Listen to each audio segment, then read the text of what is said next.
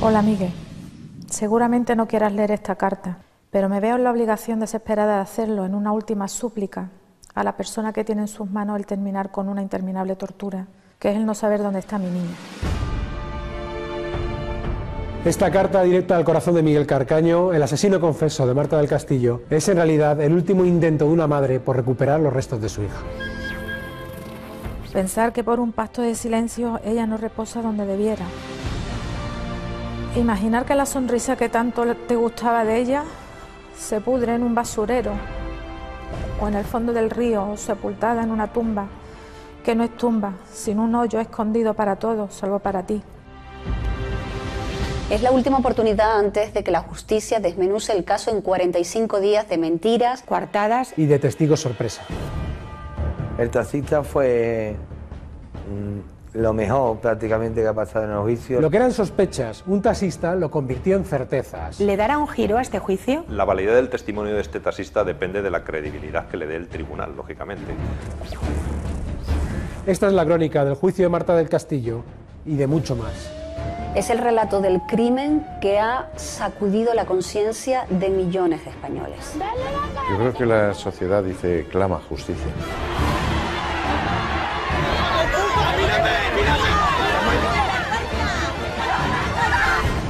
Es el caso más complicado al que se ha enfrentado la policía.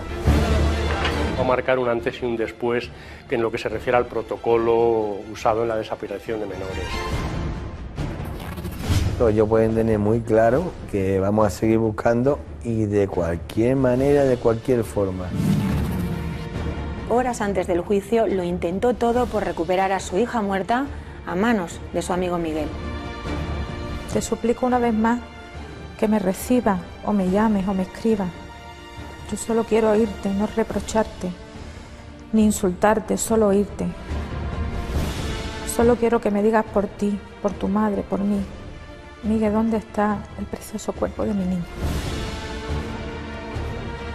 ¿Qué ocurrió en el piso de León 13 la noche del 24 de enero de 2009? Según el fiscal, Miguel Carcaño y Cuco violaron y estrangularon a Marta. Samuel les ayudó a deshacerse del cadáver. Y Francisco Javier, el hermano de Miguel, y su novia María, como mínimo, encubrieron todo el asunto. Yo sé que son todos culpables. Pero ¿cómo pudo un simple adolescente tejer una trama tan impenetrable? Los psicólogos dicen lo mismo, que Miguel no es capaz de hacer un plan a 2 horas más tarde.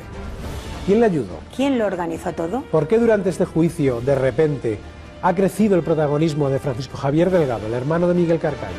1000 días después, el paradero de Marta del Castillo todavía es un misterio.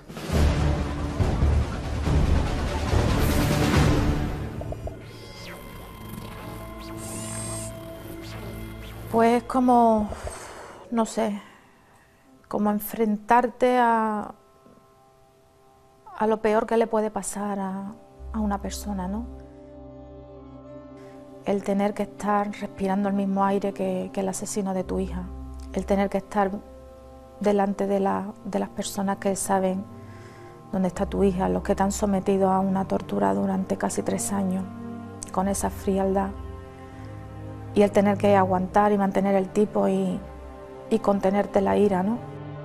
Y pensar que bueno, que las voces que estaban fuera gritando, pues era como si fuera mi voz también, ¿no?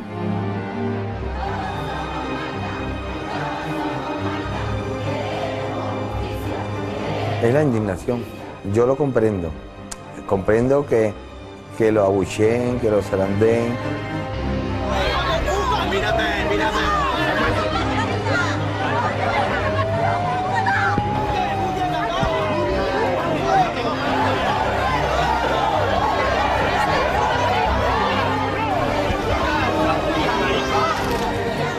La indignación tan grande de que, bueno, que has cometido un delito, has matado a una persona, ya has confesado lo mayor.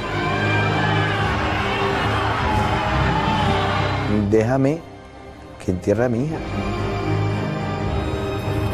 Déjame que le pueda llevar flores.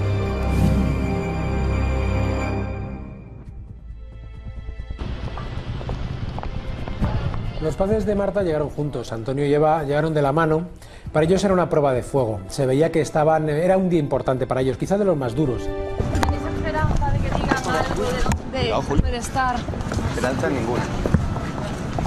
Él sin americana, sin chaqueta, en mangas de camisa, ella con una camisa azul, con su pelo suelto, rubio, siempre agarrada con fuerza la mano de su marido, porque ellos siempre han ido agarrados, es como que se sostienen el uno al otro, y andando pausados hacia los soportales. Al llegar a los soportales, Eva hizo un gesto como un suspiro, como un ya estamos aquí. Lo que temía era que en un momento determinado toda esa fortaleza que yo tenía, o que al menos aparentaba, se me derrumbara delante de ellos. Era mi preocupación, yo me quise mentalizar en que yo no tenía que llorar delante de ellos, que no me vieran débil, que supieran que la madre de Marta seguiría ahí fuerte, luchadora, sin un ápice de derrumbe.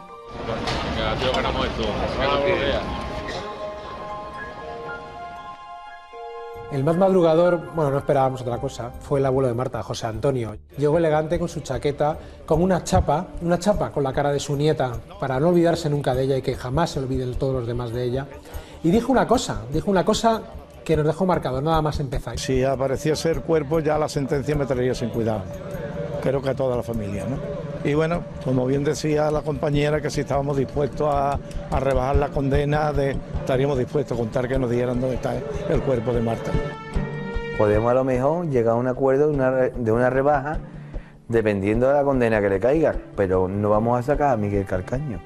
Hubiera intentado sacar a Samuel, a María, le había intentado, porque son los que menos colaboran, o lo que pienso yo, que menos colaboración tiene. De hecho, yo llamé a la madre de María García Mindaro, la llamé por teléfono y le ofrecí la oportunidad de hablar con el fiscal, de sacarla, si nos decía dónde estaba el cuerpo, si ella tenía ocasión de sacárselo a los demás. A la semana, viendo que no me llamaba, la volví a llamar y me dijo que no, que su hija y su yerno eran inocentes y que de ahí no se bajaban. El hermano, no, el hermano yo creo que estaba allí cuando pasaron los hechos, no sé si tendrá alguna implicación más que no se ha podido demostrar, ¿sí? Entonces yo con ese no iba a tener trato ninguno.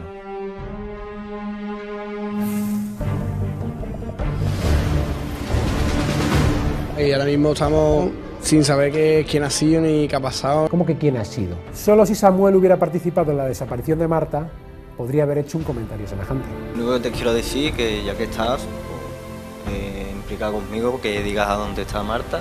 Te voy a contestar, ¿crees, ladrón, que todos son de su misma condición? Es que, señoría, discúlpeme, pero como usted comprenderá, en acusaciones falsas, pues es normal que me hierva la sangre.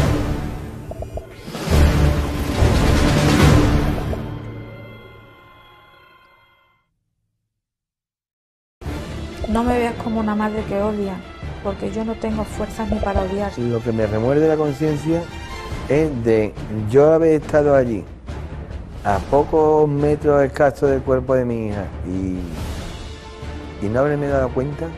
En ese momento ya tuve la certeza total de que algo malo había pasado. Ha habido una especie de pacto de sangre para no contar la verdad. Estoy segura que la fuerza para seguir para adelante me la da Marta. Nunca imaginé que su destino sería morir así, tan pronto, con toda una vida por delante.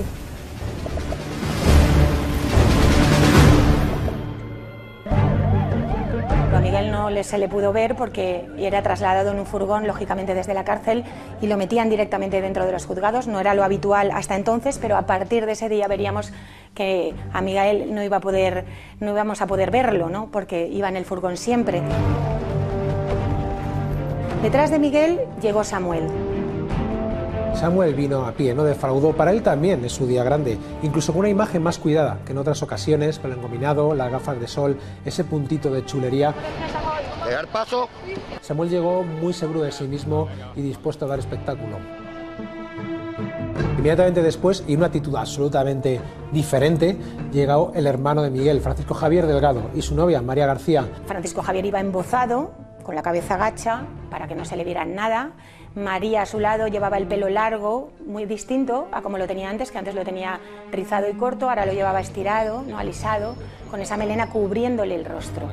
Y como huyendo de la gente, ¿no? Como escapando, porque la gente se les tiraba encima, literalmente. Precisamente en esa imagen ya intuíamos lo que podía pasar y lo que realmente pasó, y es que a partir del segundo día, el tercero, en las salidas de Francisco Javier y María se empezaron a complicar porque la gente se tiraba encima de ellos. Y justo en ese momento se dan cuenta del dolor de la gente que ha acompañado a la familia de Marta del Castillo. Gritos, insultos, incluso me atrevería a pensar que pasaron miedo porque no paraban de gritarle y de insultarle. La primera jornada discurrió con las cuestiones previas, no hubo tiempo para más. Querían que se anulase este juicio, el de los mayores que se iba a celebrar y el del Cuco que se celebró, para enjuiciarles, que parece mucho más lógico, a todos juntos, pero no lo consiguieron. Se suspende la sesión de hoy. Las dificultades fundamentales de este caso ha sido, bueno, primero, la gran cantidad de personas implicadas. En segundo lugar, que nadie ha dicho la verdad en este asunto. Claro, si cada uno da su versión y además esa versión es cambiada constantemente durante, en el caso de Miguel Carcaño, 4 veces, eso complica mucho la investigación. Señor Carcaño, levántese, por favor, y siéntese en la silla que tiene delante. Y el segundo día, por fin, declaró el presunto asesino de Marta, Miguel Carcaño. Miguel Carcaño, amigo de Marta, acusado de asesinato y violación y un delito contra la integridad moral. De Miguel lo que me ha sorprendido ha sido su quietud total. Es decir, si yo que estoy sentada en un banco mirando el proceso nerviosa porque es mi hija, ¿no? Se está hablando de mi hija, y te remueves en el banco, yo no sé esa persona cómo no se inmutaba, no hacía ni un gesto ni de rascarse ni de moverse, nada, parecía una roca. El día que declaró Miguel, la sala estaba llena, pero no hubo ninguna sorpresa. Se ciñó a la declaración que más le convenía. El día 24 de enero, es cierto que usted queda con Marta, ¿no? No quedo, voy a recogerla. ¿Es cierto que en aquel momento ven ustedes al padre de Marta? Sí. ¿Usted conocía de antemano al padre? Sí. ¿De qué? De estar en su casa. Miguel, cuando yo lo conocí, siempre ha sido muy callado, con la cabeza gacha. Subían los amigos de mi hija, se quedaba en la puerta y yo decía, bueno, ¿y este por qué no entra? Yo decía, Marta, este quiere algo contigo, tú le gustas. Desgraciadamente no me equivoqué. Sobre las 8:25 más o menos llegamos a mi casa. Una vez que entro me doy cuenta que está mi hermano. El único objetivo de Miguel Carcaño era, bueno, contar la versión que más le beneficiaba y, por supuesto, sacar a su hermano y a su novia de la escena del crimen. Marta con mi hermano no tenían mucho feeling, por decirlo así. Siempre sin salirse de su versión, lo que sí que explicó, y con todo lujo de detalles, es cómo ocurrió, según él, la muerte de Marta. Estábamos en el cuarto discutiendo, estábamos entre el salón, como le he dicho, y el cuarto, y nos acaloramos, por decirlo así, discutiendo, y en uno de los momentos pues, había un cenicero encima de la mesa del ordenador, lo cogí y le di un golpe. Se cayó al suelo, y ahí ya me asusté, me agaché, tenía un poco de sangre en la cabeza, cayó de espaldas. De espaldas. ¿Y usted comprobó si era simplemente un golpe, si era algo más? Yo cayó al suelo, entonces ahí me asusté, como le he dicho, y nada, intenté a ver si no reaccionaba, yo la llamaba, pero nada, y en ese momento, pues lo que he comentado, llegó el menor, ya no sabía qué hacer, le dije que fuera a llamar a Samuel, y él fue a llamar a Samuel, yo me quedé en la casa, me acordé de un tensiómetro que tenía en el cuarto baño, de que era de mi madre, y se lo puse y no tenía pulso, ¿no? Por decirlo así. La idea que se ha planteado de un golpe, un cenicero, se me fue de la mano, eso no es falso, eso es radicalmente mentira. Y yo creo que todo el mundo que hemos trabajado en el foro, en la justicia durante muchos años, eso lo sabemos. Pensar que se hizo en un acto involuntario, en un acometido casi de un trastorno mental transitorio, eso no se ajusta a la realidad. No, se hizo porque se quiso hacer. porque se tiene ese carácter de dominación, porque había un yo muy narcisista. ¿Usted tenía intención de matar a Marta cuando la golpeó? No. ¿Qué intención tenía usted entonces? Dejar de discutir, ¿no? Estábamos muy alterados. ¿Cómo sacaron el cuerpo? En una silla de ruedas. Al relatar cómo habían sacado el cuerpo y lo habían metido en el vehículo para llevárselo, él se introdujo en el vehículo y evidentemente pues ahí fue una de las contradicciones más notorias de su declaración. ¿Cómo introdujeron el cuerpo de Marta? En la parte de atrás, en los asientos de atrás, la pusimos entre Samuel y yo. El menor se sentó con ella al lado y Samuel se sentó al lado, en el asiento del conductor. ¿Y dónde se desplazaron? No sé, yo regresé a la casa. Parece que no le importa, parece que pasa de todo, es como que no tiene sensibilidad. ¿En algún momento le comentó posteriormente a los hechos algo a su hermano? No. ¿Le mintió a su hermano en todo momento? Sí. ¿Por qué motivo?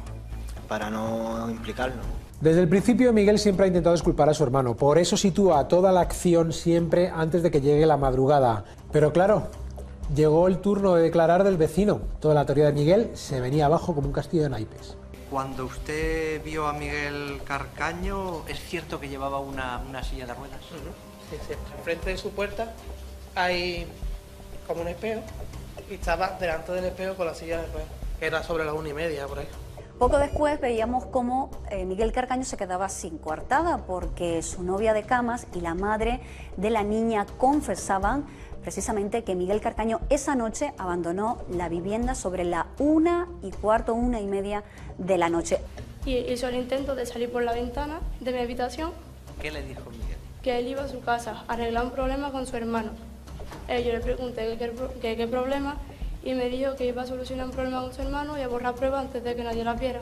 Rocío, la novia de Miguel, solo dijo la verdad porque la policía empleó una treta con ella, que fue detener a toda su familia. Les llevaron a todos a comisaría y se los pasaron por delante, toda su familia, hasta la abuela de 80 años. En realidad les detenían acusados de robar unos ordenadores. ¿Le habló algo sobre un charco de sangre? Sí, me dijo que esa tarde había estado con Marta, que habían discutido los dos. El hermano estaba en la habitación, salió, peleó con Marta, cogió un cenicero, le dio. La golpeó. Cuando le preguntaron por qué dijo que había violado a Marta antes de matarla, explicó que era una idea que se le había ocurrido para eludir el jurado popular. ¿Es cierto que usted manifestó en esta declaración que usted había violado y dado muerte a Marta junto con el menor? Sí. ¿No es cierto esto? No. ¿Por qué declara usted eso entonces si no es cierto? Era para imputar al menor, ya que él había imputado a mi hermano por unos delitos que él no había cometido, como lo estaban diciendo. Nuestra ley de enjuiciamiento criminal permite a los jueces elegir cualquiera de las declaraciones prestadas por un imputado en instrucción, aunque luego se retracte de ella en el juicio y preste otra.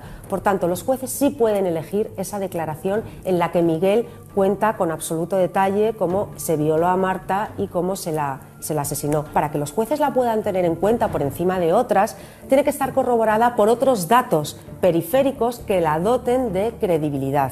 Para muchos es la verdad, la declaración de la violación, y que además justifica el intento de suicidio.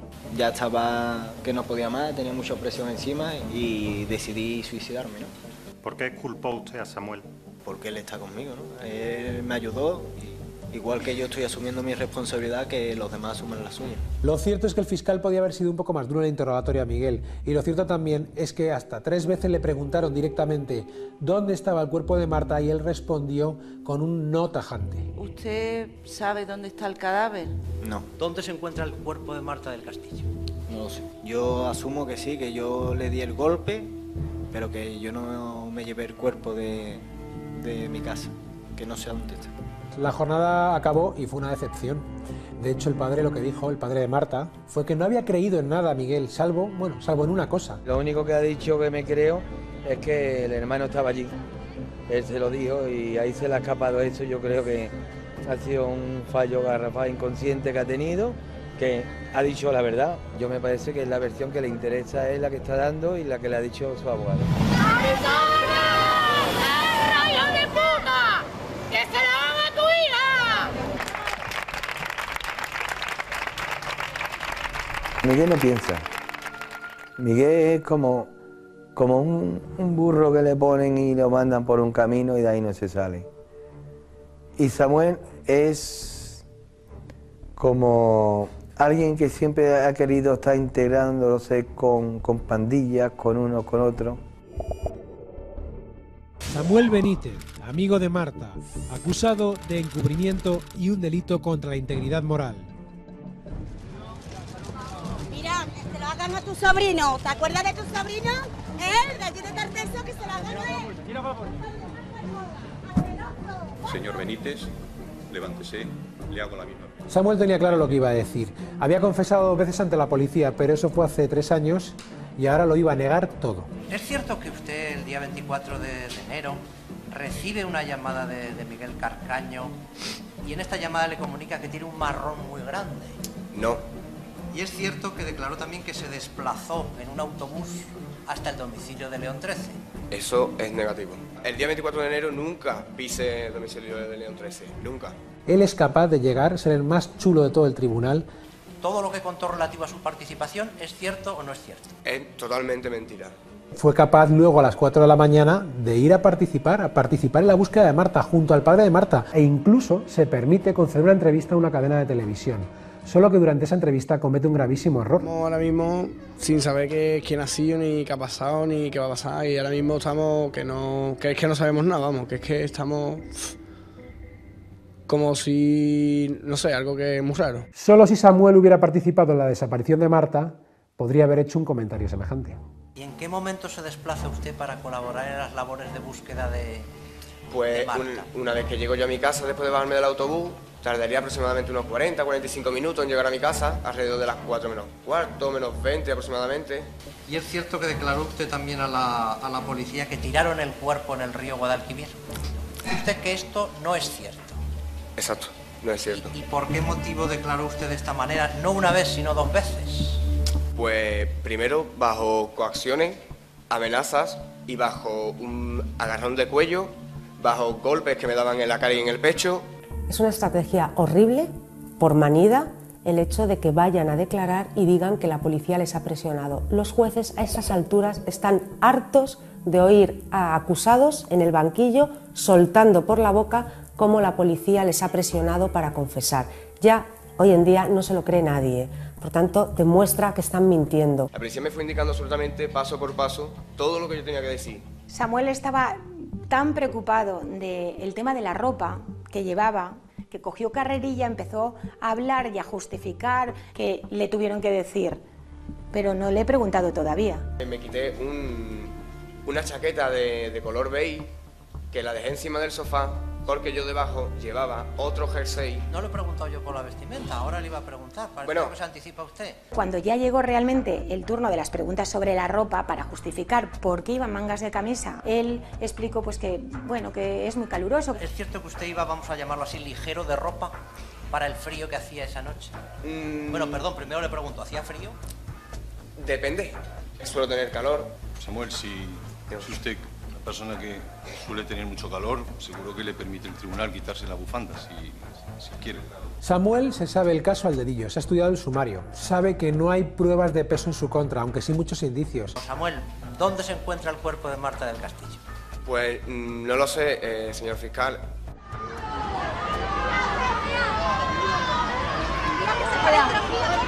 ¡No de puta!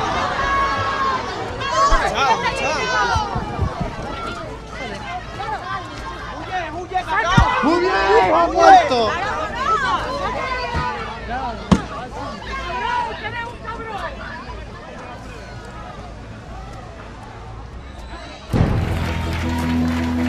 La familia necesitaba una respuesta contundente y rápida, que se vieran las caras Miguel Carcaño y Samuel, que cara a cara pudieran hablar delante del tribunal y delante de la familia de Marta de lo que ocurrió esa noche. Como no sea con un careo aquí, no pienso que nunca vamos a sacar el paradero de nuestra hija. No era el primer careo entre Miguel y Samuel, pero este, en cualquier caso, fue una simulación de careo porque no pasó ni de los 3 minutos. Yo creo que fue para contentar a la familia de Marta.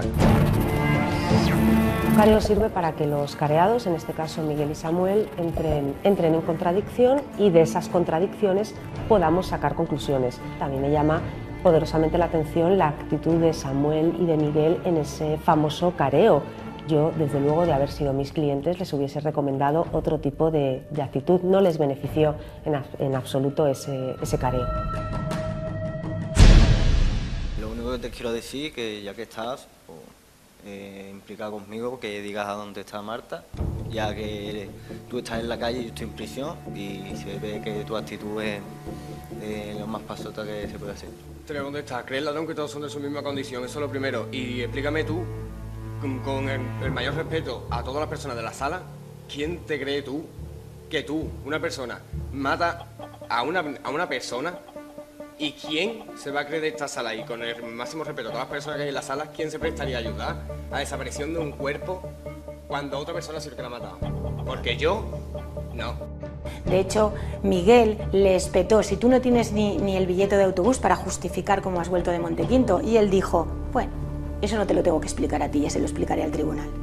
Y explícame cómo es posible que supuestamente tú me estés metiendo en una hora de 9:15, 9:30 aproximadamente, cuando en esa hora estoy yo con mis testigos en Montequinto y me dices con un coche inventado que ningún amistad mía tiene ese coche.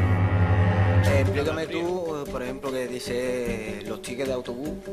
Yo todavía esos tickets nunca han aparecido. No sé. Sí, pero es que a ti no te tengo que demostrar nada, se lo tengo que demostrar al jurado. Por eso, ¿no? Yo entiendo y agradezco que los jueces han tenido pues ese miramiento por decir: no vamos a negarle a los padres todo lo que esté en nuestras manos, ¿no?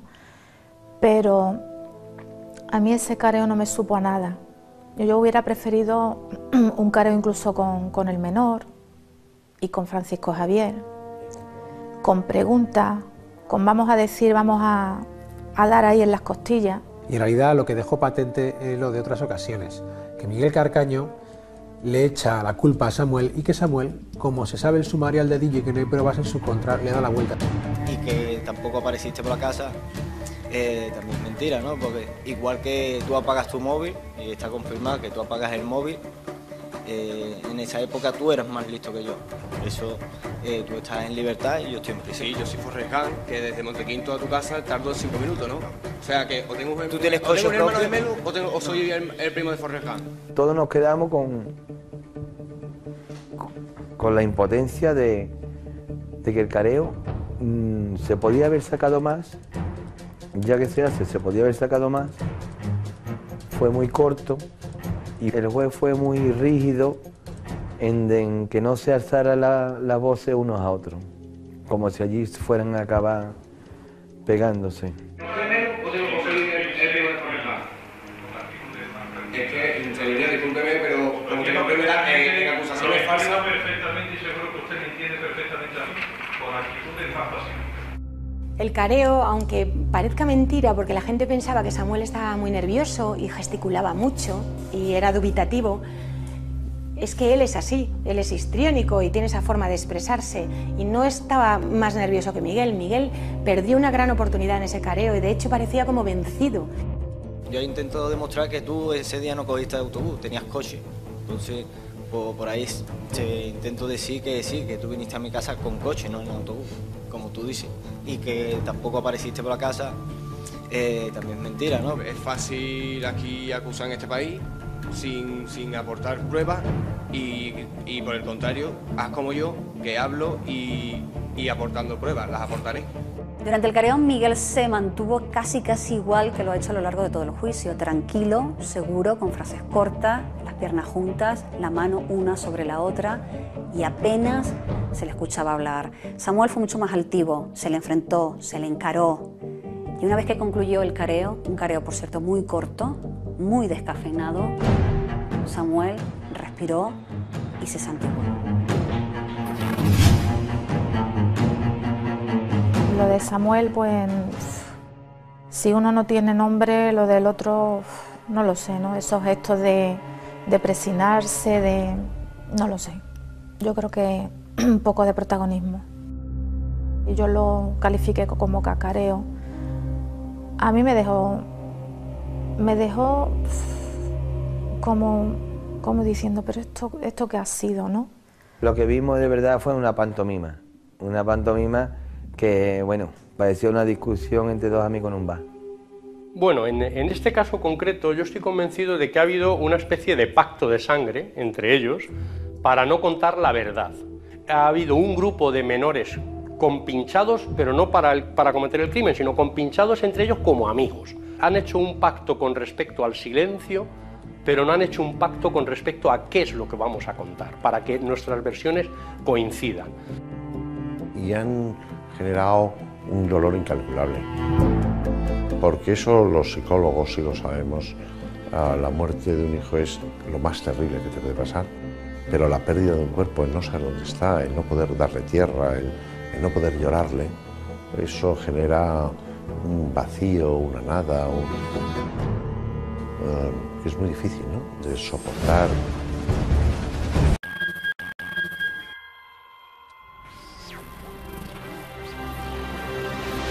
Hola, Miguel.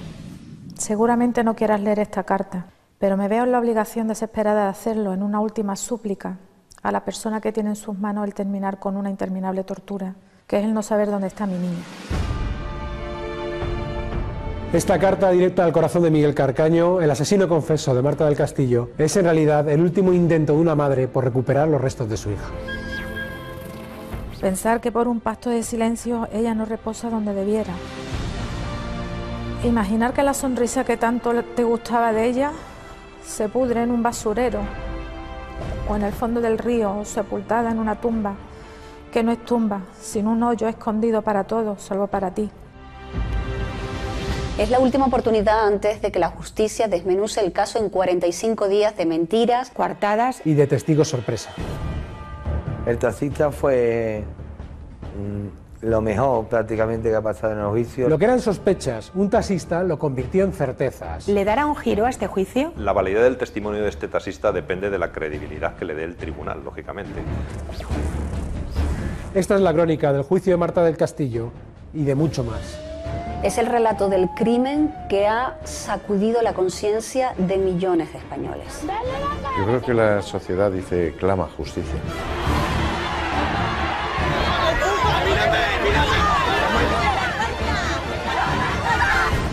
Es el caso más complicado al que se ha enfrentado la policía. Va a marcar un antes y un después en lo que se refiere al protocolo usado en la desaparición de menores. Ellos pueden tener muy claro que vamos a seguir buscando y de... Durante los días posteriores a la desaparición de Marta, Miguel Carcaño y su hermano Francisco Javier cruzan muchas llamadas en las que el hermano mayor Francisco Javier le da muchos consejos, le anima. Habla tú, hablo yo con ellos, pero yo ya no puedo seguir así más. Tengo una presión encima que no puedo. Ha llegado un momento en que ya no te dejaron tranquilo, ¿verdad? Hasta que ya no se nos ocurre que mirar porque no hay nada que encontrar, porque no hay nada que buscar. Que Miguel es muy torpe. Y los psicólogos dicen lo mismo, que Miguel es... el coeficiente mental que tiene es medio bajo y que no es capaz de hacer un plan a 2 horas más tarde. Entonces, solamente queda el hermano. ¿Sabía usted que estaban buscando a Marta del Castillo cuando dijo la frase que acabamos de escuchar, no hay nada que encontrar, no hay nada que buscar? Posiblemente sí, porque es una frase posterior al día 24. Para mí ha sido dura por las escuchas, porque te crea mucha impotencia el estar escuchando a este sinvergüenza. Durante su interrogatorio, Francisco Javier se mostró incluso como una víctima cuando recordaba los malos modos de la familia de Marta cuando llamaron a su puerta la madrugada de la desaparición. Mi hermano aporrea la puerta y entonces este individuo pues sale con muy malos modos. No, pues, ¿por qué no has abierto la puerta antes? ¿Por qué no abres esa puerta? ¿Por qué no das la cara? El enfado de Javier estaba más que justificado porque para entonces él ya sabía que Miguel había salido de la casa esa noche empujando una silla de ruedas. Cuando usted habla con su hermano, ¿qué es lo que le transmite usted? Tampoco se identifica con ningún nombre, pero sí me amenaza fuertemente. Pero mi hermano cuando llega a casa yo le digo, Javi, ¿qué es lo que ha pasado? Dice, mira, algo ha pasado, ¿eh? Lo han visto con una silla de ruedas, yo ahí se me cayó el mundo. Yo sí antes tenía una sospecha de que a mi niña le había pasado algo, en ese momento ya tuve la certeza total de que algo malo había pasado. Francisco Javier tuvo la actitud de siempre y arrogante y no se salió para nada del discurso que siempre ha tenido, que él se fue a casa de su exmujer, que le da coartada. Usted permaneció aproximadamente dentro del domicilio de Rosa unas 2 horas y cuarto, 2 horas y media, ¿no? Entre las 9 y las 11:30. Sabemos que es mentira y la mujer lo encubre porque en el bloque que hay, en la urbanización donde vivía, había cámaras de seguridad. Entonces las cámaras de seguridad lo enfocan y lo enfocan de frente, llegando al portal y entrando en el portal. Y 15 minutos más tarde se le ve salir. ¿Dónde va? No va a León 13 a decir lo que hay que hacer.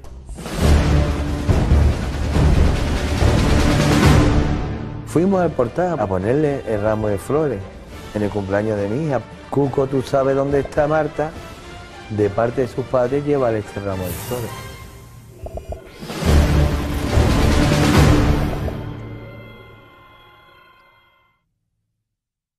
Con la muerte de tu madre te quedaste solo, pero con la muerte de mi hija te has quedado vacío. Yo sé que son todos culpables. Pedir perdón a la familia de Marta por el daño causado. Pedir perdón es otra cosa. Es mirarse al espejo el resto de su vida y decir, merece la pena que yo siga vivo. Cuco, ¿tú sabes dónde está Marta? De parte de sus padres, llévale este ramo de flores. Solo quiero que me digas por ti, por tu madre, por mí. Miguel, ¿dónde está el precioso cuerpo de mi niña?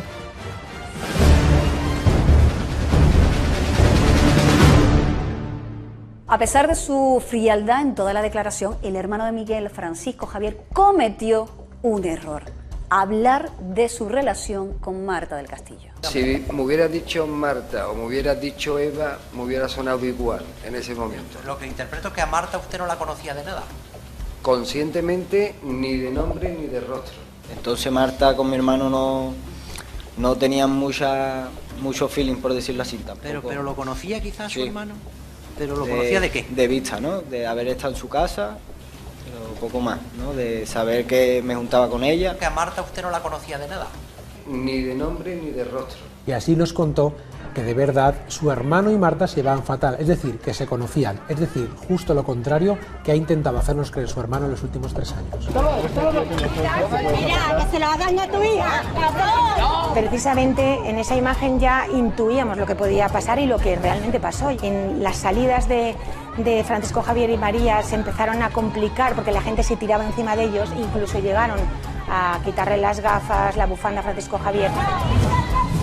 El altercado fue de tal magnitud que ya nunca más les veríamos entrar así, sino que serían llevados en un vehículo hasta cerca ya del soportal para que la gente no pudiera abalanzarse sobre ellos. ¿Por qué Francisco Javier lleva 3 años ocultando su rostro? ¿Porque teme que alguien le reconozca en un futuro o porque teme que le reconozca alguien del pasado?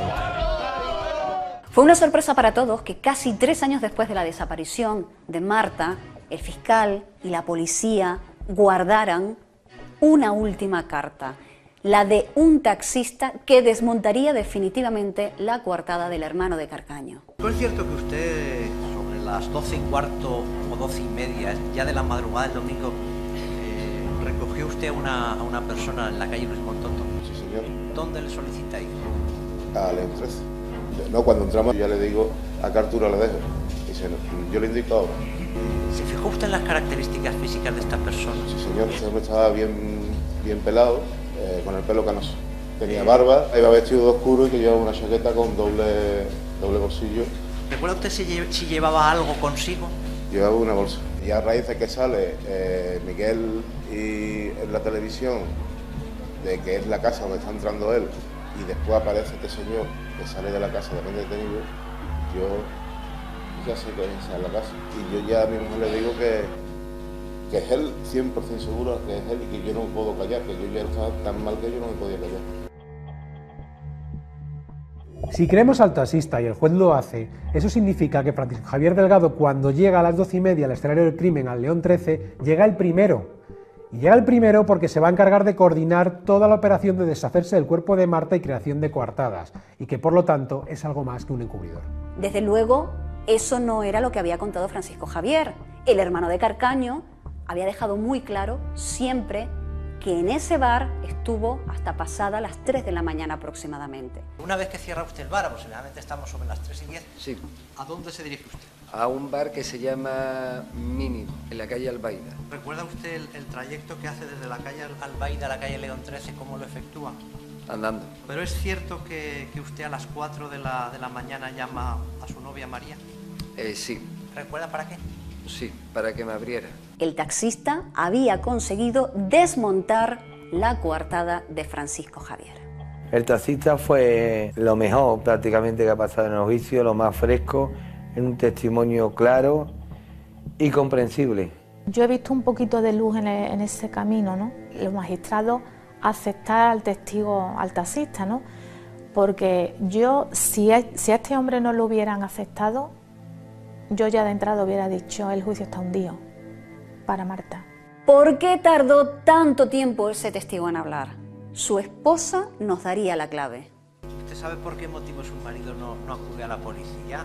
Es por mí. Yo le decía que yo temía por él, que yo temía por nosotros.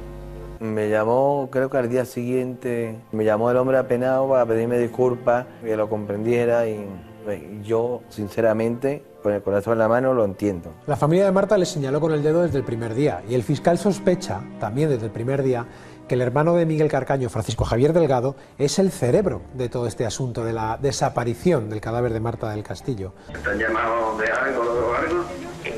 Vale, bueno, escucha, acuérdate mañana, ¿eh? Si te abordas que sea, tú le dices que... Nada, no dices nada. Hay veces que me gustaría ser menos listo, Guille, pero sabía yo que iba a ser un marrón listo, que hay muerto Satanás. Desde luego, él es el único que ha demostrado ahí en la sala, delante del tribunal y con sus respuestas, que es el más inteligente de todos. Y por último, Francisco Javier, ¿dónde se encuentra el cuerpo de Marta del Castillo? Es algo que no sé ni he sabido nunca. María García se empeña en darle coartada a todos ellos. María García, novia del hermano de Miguel Carcaño, acusada de encubrimiento y de un delito contra la integridad moral. Si ella dice que estaba allí desde las 12 o 12:15, que se supone que cuando limpian y sacan el cuerpo, le da coartada a todos. Y más importante, a su novio. María, ¿es cierto que en torno a las 12:30 aproximadamente de la noche alguien tocó por fuera en la persiana del salón? Yo no escuché nada. ¿No escuchó usted nada? No. Yo tengo una teoría que es muy simple. Si yo me encuentro un cadáver o mi cuñado ha hecho esto y mi padre es médico, aquí llamo para que me digan, está muerto. La novia de Francisco Javier contó lo de siempre, que esa noche, de las 12 y un poco y unos minutos, estuvo toda la madrugada estudiando en León 13 y que allí no ocurrió nada, ni estaba el cuerpo de Marta, ni estaban limpiando, ni nada. ¿Usted notó algún olor extraño allí, como a limpio, para entenderlo? Es decir, algún tipo de producto de limpieza. Yo no noté ningún olor a limpio, no. Al pasar por el cuarto de Miguel noté un olor extraño. Pero era un olor extraño, pero me parecía que era como... No me olía ni amoníaco, como dicen, ¿no? Era como si fuese una fregona que está de los bares, que está un poco sucia, no sé, un olor raro. María podría llegar a ser condenada a 5 años por encubrimiento, porque María no es familiar de Miguel. Si se demuestra que hay pruebas suficientes como para acreditar que participó de ese encubrimiento, María, desde luego, puede ser condenada a 5 años de prisión. Ella, o dos cosas, o está mintiendo y no estuvo en el piso, o estuvo en el piso y lo vio todo. Las llamadas telefónicas permitieron conocer a los investigadores dónde estaba cada uno de los imputados el 24 y el 25 de enero de 2009. Y serán esas llamadas, la localización telefónica de cada uno de los imputados, lo que demuestre posteriormente que mienten. El 24 de enero, sobre las 8 de la tarde, el teléfono de Marta recibe 17 llamadas de teléfono de la misma amiga que lo sitúan en la zona de cobertura de León 13, la escena del crimen. Una de esas llamadas sería la que, según la policía, determina la hora de la muerte. Porque a las 8:28 Marta recibe una de las llamadas de su amiga Cristina. Más tarde Miguel Carcaño confesaría que él mismo colgó esa llamada con el cadáver de Marta a sus pies. Esta hora es clave para involucrar al hermano de Miguel, a Francisco Javier, porque a partir de las 8:30 él cruzará 3 llamadas muy seguidas con su novia, con María, que le sitúan en la zona de cobertura de León 13, justo a la hora en la que sucede el crimen. A las 9:01, Francisco Javier Delgado insiste en que está fuera de la escena del crimen. Ha quedado con su exmujer para ver a su hija y cuando llega realiza una llamada que posteriormente le servirá de coartada. A las 9:12, Marta del Castillo recibe un SMS del Cuco y a partir de ahí la señal ya se perdería para siempre. Poco después el Cuco llamará a Samuel desde una cabina. La llamada la recibirá Samuel a las 21:24 en la barriada de Montequinto. Él está en un cumpleaños y siempre dice que ha acompañado, pero hay una hora entre las 9:30 y las 10:30 que nadie le ve. A partir de aquí y hasta las 11:30 aproximadamente, ni el teléfono de Carcaño, ni el teléfono de Samuel, ni el del Cuco se posicionan. ¿Estaban juntos? ¿Se pusieron de acuerdo para apagarlo? A las 22:50 Miguel Carcaño reaparece y lo hace en camas, en casa de su novia. A las 23:34 Eva Casanueva llama preocupada a Samuel para preguntarle por su hija. Las antenas le situarían de nuevo en Montequinto. Pero Samuel comete un fallo. A Eva le cuenta que Miguel le ha dicho que dejó a Marta sana y salva a las 12. Lo que ocurre es que faltan 40 minutos para que sea medianoche. Poco después, a la 1:37, Miguel recibe una llamada crucial. Es Eva, la madre de Marta, preguntando por su hija. Lo que contaría la novia de Miguel Carcaño meses después es que después de esa llamada, Miguel colgó el teléfono, lo dejó en camas y partió hacia Sevilla para borrar las huellas del crimen. Desde el principio, esa madrugada, según la familia del Cuco, el menor siempre estuvo en su casa desde las 11:30, durmiendo. Lo que ocurre es que al menos 2 llamadas le sitúan fuera de su casa a esas horas entre las 12 y las 2 de la madrugada. Hay una última llamada muy controvertida, la que recibe María a las 2 de la mañana. Ella asegura que está estudiando en la casa, pero su teléfono se engancha a una antena cercana a León 13, pero no precisamente la que da cobertura a esa zona. Y se terminó el tiempo de las mentiras y llegó el de las verdades, el momento de la declaración de los padres de Marta del Castillo.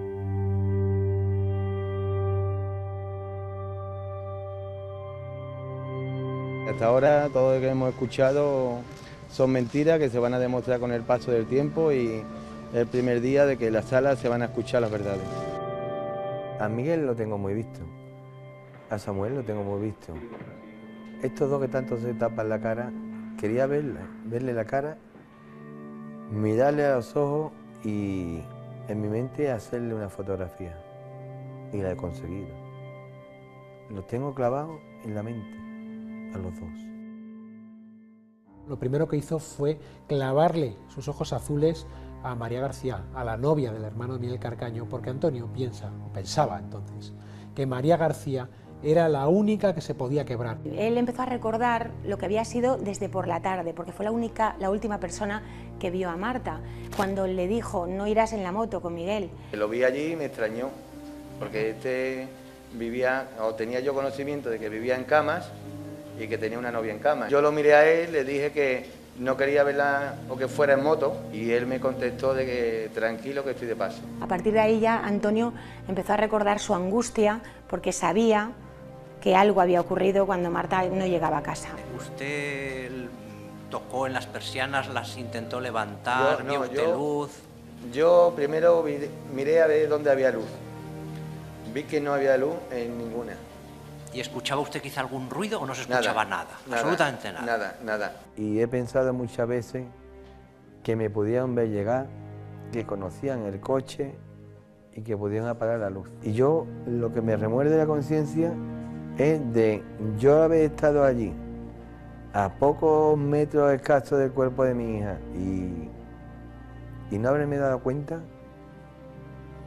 que me tenía que haber quedado toda la noche allí. Tenía que haber abierto la ventana como fuera y entrado.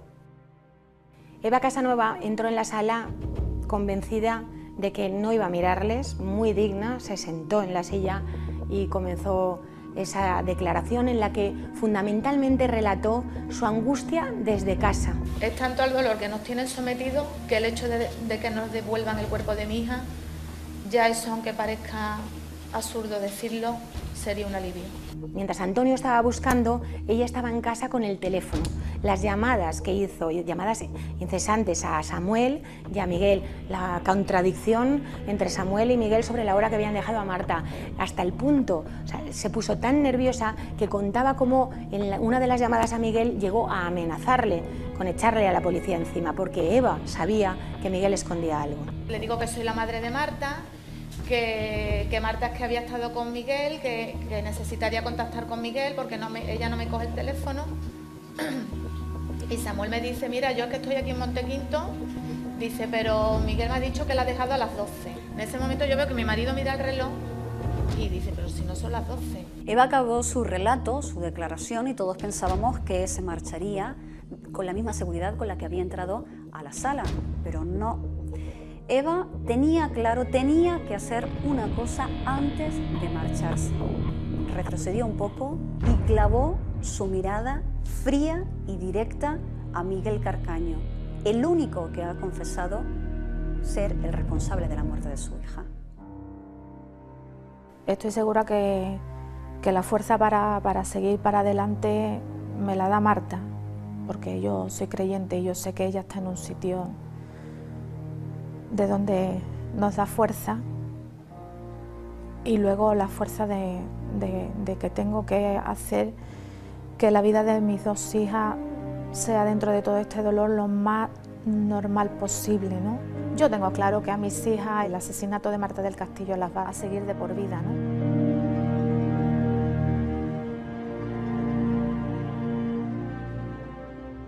Y lo hacen con la pequeña, tiene una reacción fóbica a salir a la calle y además tiene un fracaso escolar. Esta familia se rompe, ¿no? con tanto dolor, si el cuerpo sigue sin aparecer, si esta familia no puede despedirse, los síntomas se van a cronificar.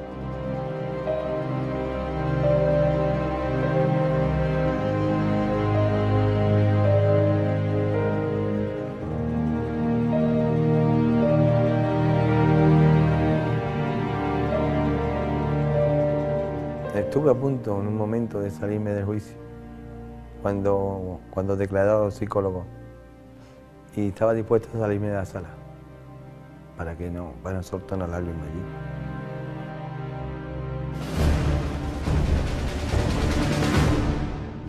allí. El cuco que llegó como, no sé, nadie sabía que era él, en la transformación de cada uno, para que no lo reconozcan por la calle.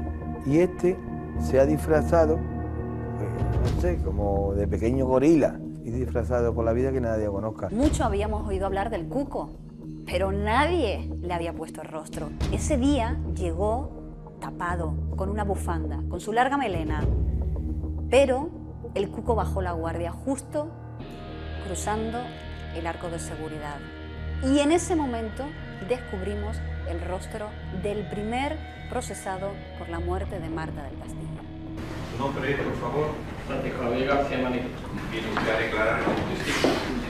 ¿Jura usted o promete decir la verdad? Sí.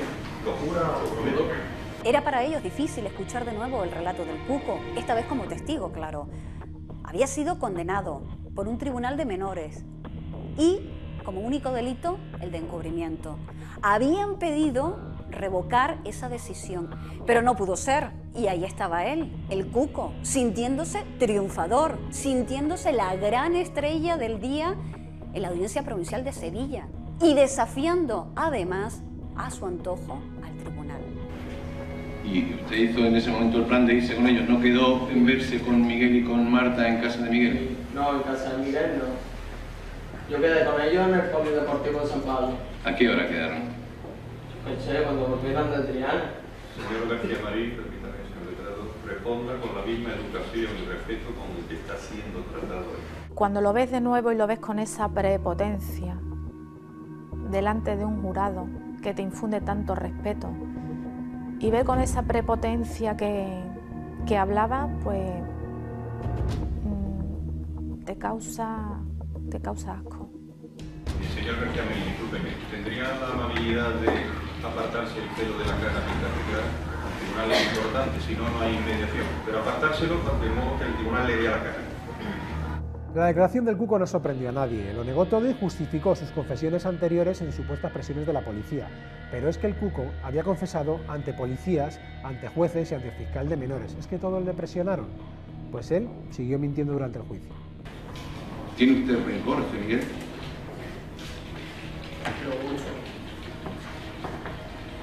¿Ha querido vengarse de él en algún momento? Se me ha pasado por la cabeza, pero no es cuestión de igualar los niveles. ¿Es por ello por lo que usted mete a su hermano? No. ¿Solo por presiones de la policía? Por presiones. El juez comenzó llamándole la atención por sus modales. Continuó diciéndole que se quitara el pelo de la cara para dirigirse al tribunal. Y el abogado de la acusación terminó suplicándole que dijera dónde está el cuerpo de Marta. ¿Quiere usted hacer el favor de decirnos al tribunal y que puedan descansar los padres tranquilamente algún dato al poder encontrar a Marta? Si yo lo supiera, ya se lo hubiera dicho hace tiempo. Y si lo quieren saber, pregúntenselo a él. ¿Quién es? Señor García Marín, eso último son. Vale, de acuerdo. Ni de acuerdo, no hay forma de dirigirse a un tribunal. No hubo respuestas a la desaparición y muerte de Marta del Castillo. Y claro, eso provocó lógicamente la decepción de la familia de Marta del Castillo, pero sobre todo la ira de toda la gente que esperaba a las puertas de los juzgados. ¡Quédate con ella! ¡Entrégala lo que tienes que hacer, asesina! ¿Por qué no protegéis a Marta cuando la estaba matando? ¿La ves? No te olvides que no. Quédate con ella y con mi cara. Yo siempre pensé que era el eslabón débil, pero Cuco no ha podido ser el eslabón débil porque tenía ahí a la Cuca, que era su madre. Hace 3 años se negaba, la tuvieron que entrar arrastrando prácticamente dentro del despacho donde se tomaba declaración a su hijo, mientras ella gritaba que no quería entrar allí bajo ningún concepto porque su hijo era un asesino. Ahora, 3 años después, dice que pondría las manos en el fuego por su hijo. Tenían que venir los dos, primero por orden estaba ella y después estaba el marido.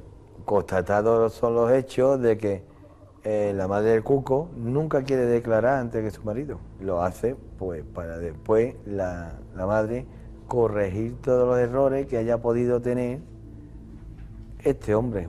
Nos enteramos en el mismo día que esta señora había tenido un desguince. Pues el juez hizo bien en mandar un perito. El informe que le da al juez dice que poder declarar, puede declarar. Por si fuera poco, con retrasar su comparecencia, durante el interrogatorio, cuando llegó la pregunta clave, si era posible que el Cuco hubiese cogido las llaves del coche para trasladar el cuerpo de Marta, Rosalía no debía tener preparada esa respuesta porque se equivocó, aunque rápidamente intentó corregirla. ¿Dónde dejó el llavero esa noche?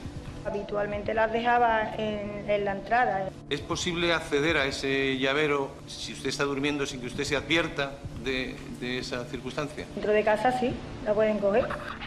Que si pueden coger las llaves sin que yo me dé cuenta, no. Esa señora sabe más de lo que ha contado. La madre del Cuco, doy de fe y ciencia cierta que sabe dónde está mi hija. El Cuco también lo sabe. La defensa de los padres de Marta ha solicitado que se deduzca testimonio por falso testimonio a la madre del Cuco y al Cuco. Puede prosperar ese falso testimonio respecto a la madre del Cuco si se acredita que mintió, que no puede prosperar el falso testimonio del Cuco, puesto que el Cuco tiene una figura híbrida. Los testigos están exentos de declarar todo aquello que les perjudique. Y no nos olvidemos que el Cuco ha sido coimputado en otro procedimiento.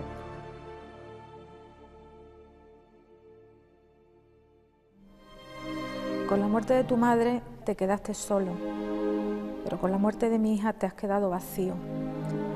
Con ese vacío en el estómago que no te deja dormir, porque no hay acto más cruel y despreciable que quitarle la vida a una persona, y más aún si esa persona te tenía el cariño que Marta te tenía, porque ella siempre se alegró cuando las cosas te iban bien. Puede que todo esto te raye, que te haga sonreír mientras lees estas palabras escritas desde el dolor de una madre que se consume, pero quizás algún día comprendas todo el sufrimiento que estás causando a unos padres y a unas hermanas que a pesar de todo todavía te siguen llamando el Miguel.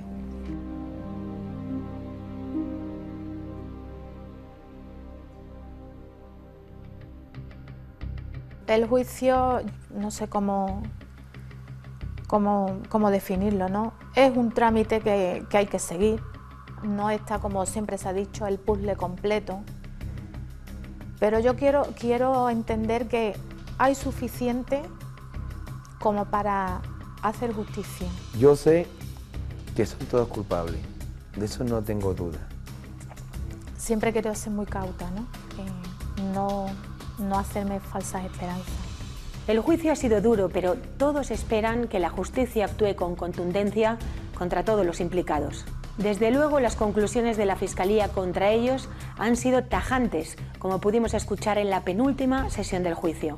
Nosotros sostenemos que la muerte de Marta del Castillo se produce porque lo que intenta es encubrir una agresión sexual. Estos hechos serían constitutivos de un delito de asesinato.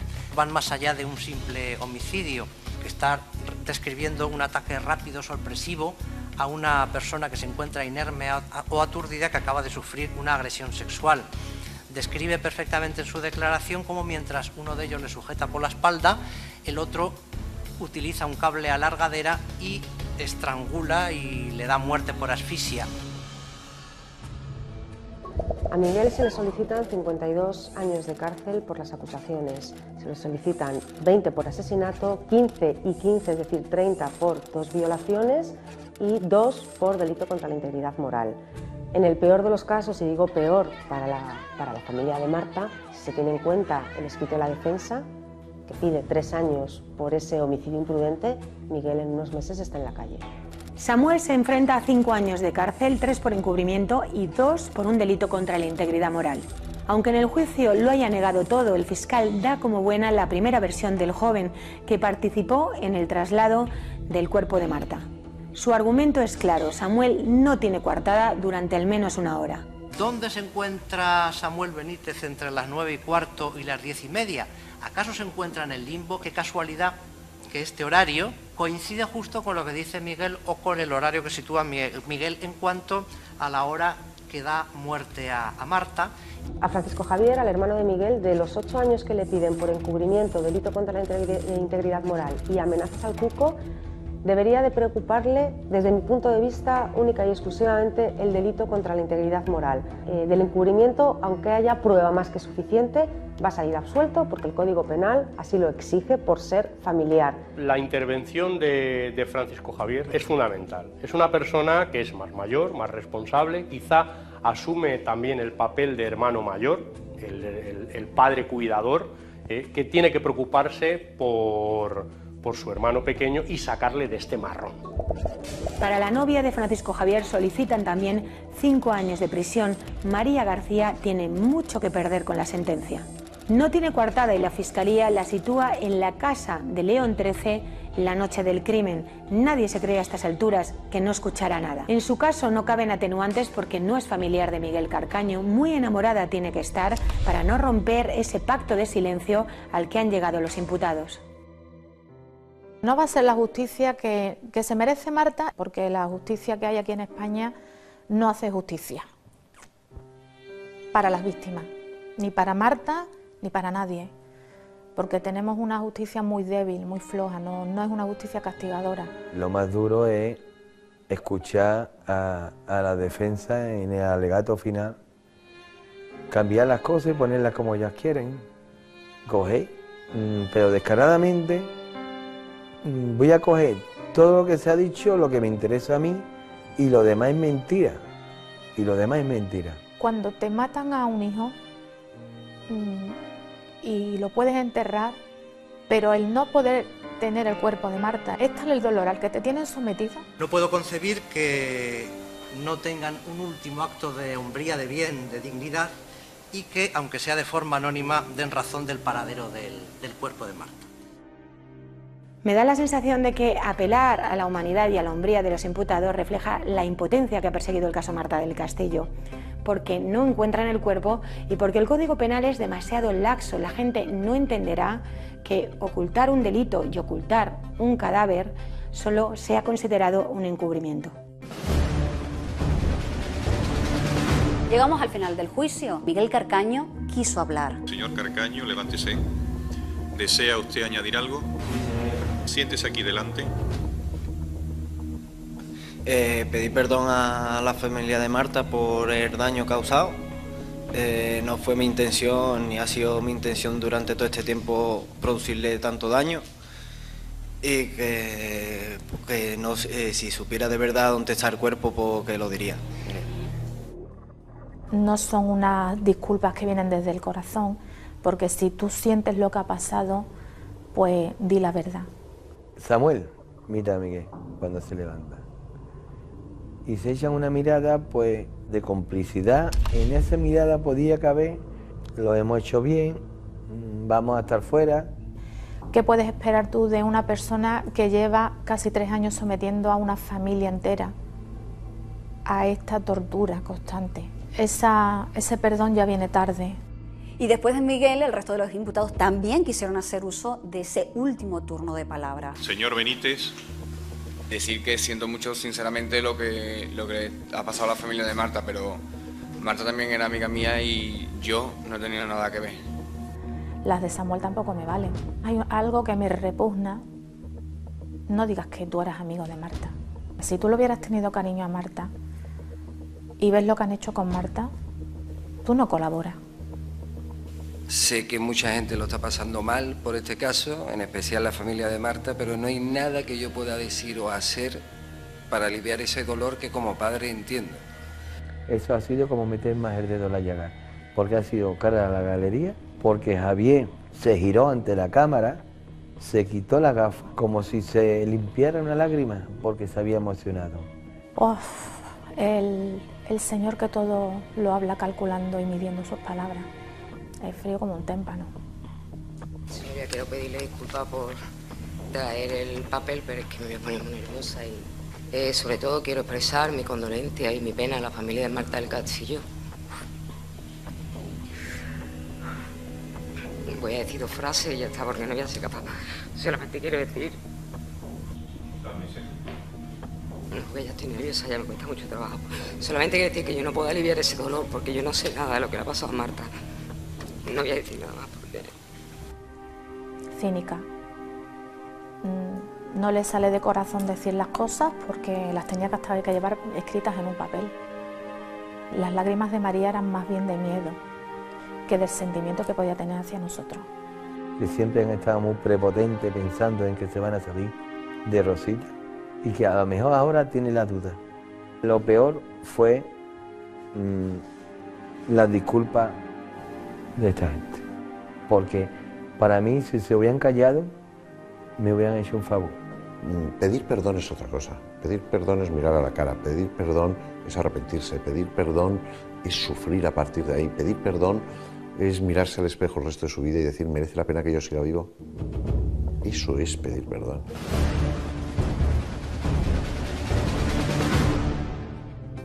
La historia de Marta del Castillo también es la historia de una búsqueda. No solo la policía buscó en el río o en el vertedero, la policía se esforzó, buscó en más de un centenar de lugares, en 3 provincias diferentes, buscaron en playa, buscaron en colectores, buscaron prácticamente en todos los pozos de Sevilla. Pensaron que un lugar fácil donde deshacerse el cuerpo y que podían conocer eran, por ejemplo, los vagones abandonados de la calle del pueblo saharaui, en el centro de Sevilla, o por ejemplo, en un pueblo en Villanueva del Río, a más de 70 kilómetros de Sevilla, donde existía una mina abandonada que ofrecía muchas posibilidades para ocultar un cuerpo, en Pozos de Utrera, donde testigos dijeron haber visto a personas en actitud sospechosa, e infinidad de sitios, ya digo, hasta llegar a más de un centenar de lugares y los que les quedan por buscar.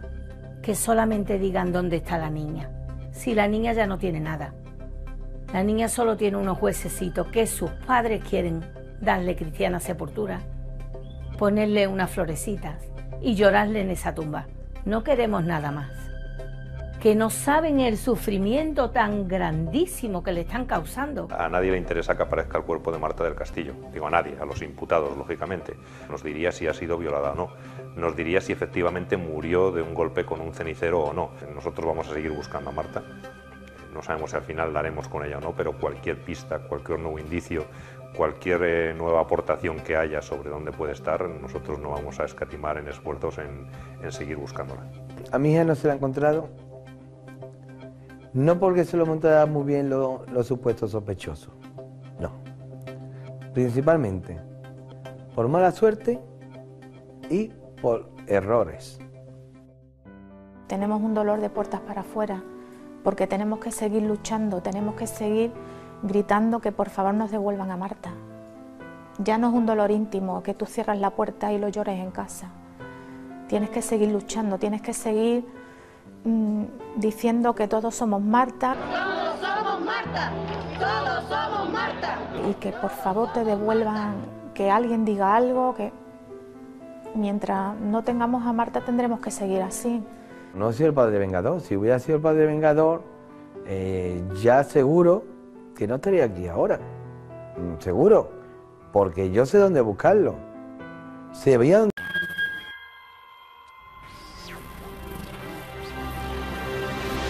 Hola, Miguel. Seguramente no quieras leer esta carta, pero me veo en la obligación desesperada de hacerlo en una última súplica a la persona que tiene en sus manos el terminar con una interminable tortura, que es el no saber dónde está mi niña. Esta carta directa al corazón de Miguel Carcaño, el asesino confeso de Marta del Castillo, es en realidad el último intento de una madre por recuperar los restos de su hija. Pensar que por un pacto de silencio ella no reposa donde debiera. Imaginar que la sonrisa que tanto te gustaba de ella se pudre en un basurero o en el fondo del río, sepultada en una tumba, que no es tumba, sino un hoyo escondido para todos, salvo para ti. Es la última oportunidad antes de que la justicia desmenuce el caso en 45 días de mentiras, coartadas y de testigos sorpresa. El taxista fue lo mejor prácticamente que ha pasado en el juicio. Lo que eran sospechas, un taxista lo convirtió en certezas. ¿Le dará un giro a este juicio? La validez del testimonio de este taxista depende de la credibilidad que le dé el tribunal, lógicamente. Esta es la crónica del juicio de Marta del Castillo y de mucho más. es el relato del crimen que ha sacudido la conciencia de millones de españoles. Yo creo que la sociedad dice clama justicia.